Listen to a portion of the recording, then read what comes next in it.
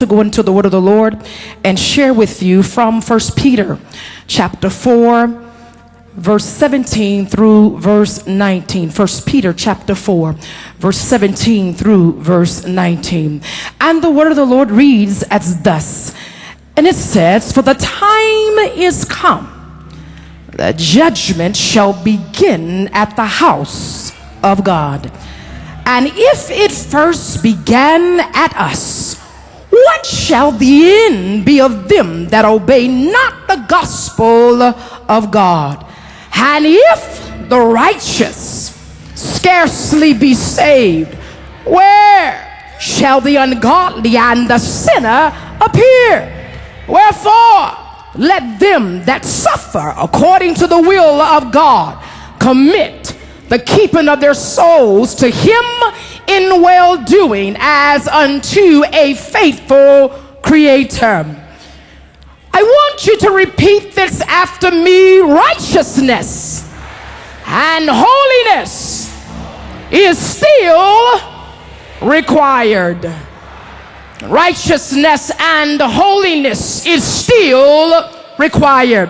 In this particular chapter of 1 Peter chapter 4, in a brief synopsis, it deals with the grace of God in the Christian's suffering. What is suffering? Suffering is the unavoidable and inevitable trials and tribulations that one must face in this Christian walk.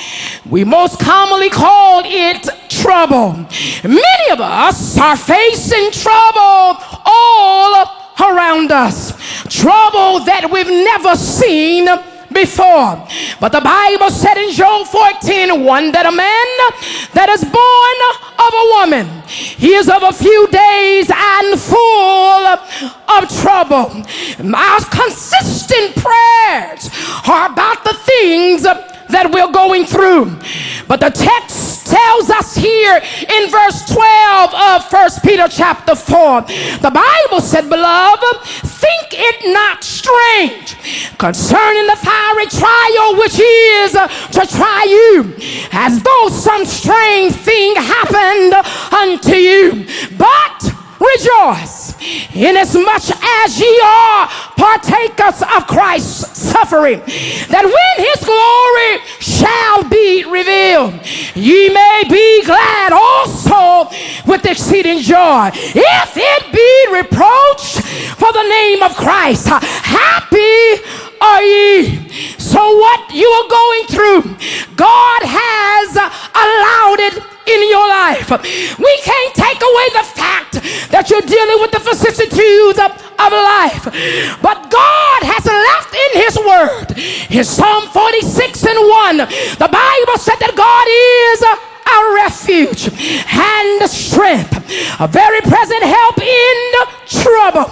But something has happened to us in the church. What do you mean, woman of God? It seems that a spirit has come to deceive us in this hour, that because we are going through trouble and because we are dealing with our trials and tribulations, it causes us to think just because you're going through trouble that we can just come to church, clap our hands, shout and dance, sing in the choir, preach the gospel, that we can live any kind of old way. But we must understand in this hour that the devil is trying to deceive his people, the God's people. He's trying to make us say that God understands our heart. But I read the Bible when the Bible told us, God said in his word that we must understand when we know what's right to do and we don't do what's right, the Bible said is a sin. James 4:17 says, therefore to him that knoweth to do good and doeth it not, to him it is a sin. We've got to be careful in this hour because we're going through things we don't understand. We're going through trials and tribulations and we're praying and asking God to bring us out. But when we don't know how he's going to do it, we don't know when God is going to do it, but in the meantime, the Bible tells us we got to be holy. We got to live right. And I heard God in Genesis chapter 18. I heard the Lord having a conversation with a man by the name of Abraham. The Bible said that God said to Abraham, I need to tell you something. He said, I'm getting ready to destroy Sodom and Gomorrah. He said, see Abraham. He said, I'm coming to you because you will teach your children how to live right. You will stand for what is right. But Abraham, I'm getting ready to destroy Sodom and Gomorrah. And Abraham asked God, if there is 50 righteous, will you save the city? And God said, if there is 50, I will not destroy it. Then Abraham, he began to ask the question, if it lacked 5, will you save 45? And God said, yes, I'll save Sodom and Gomorrah if there's 45. Abraham said, but God, if there's only 30 righteous in the land, will you save the land? And God said, if there's 30, I'll save Sodom and Gomorrah.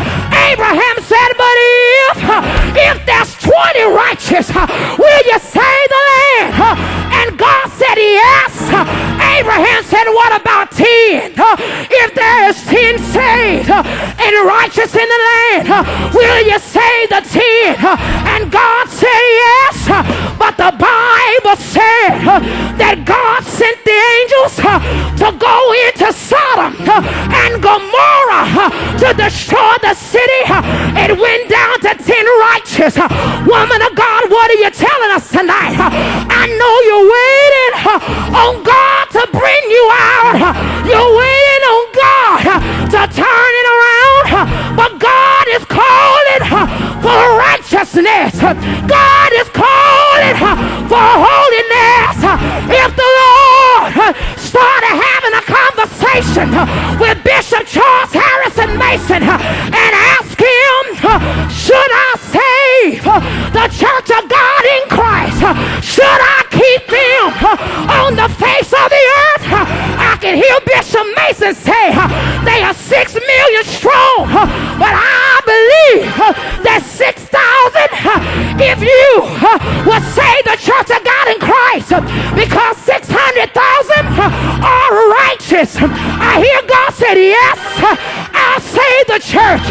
If there's 350,000 that are righteous, will you save our church? And I hear Bishop Mason said, I started this church on holiness. I started this church on righteousness. And I don't care what they are doing, but I recognize we gotta go back to what we know.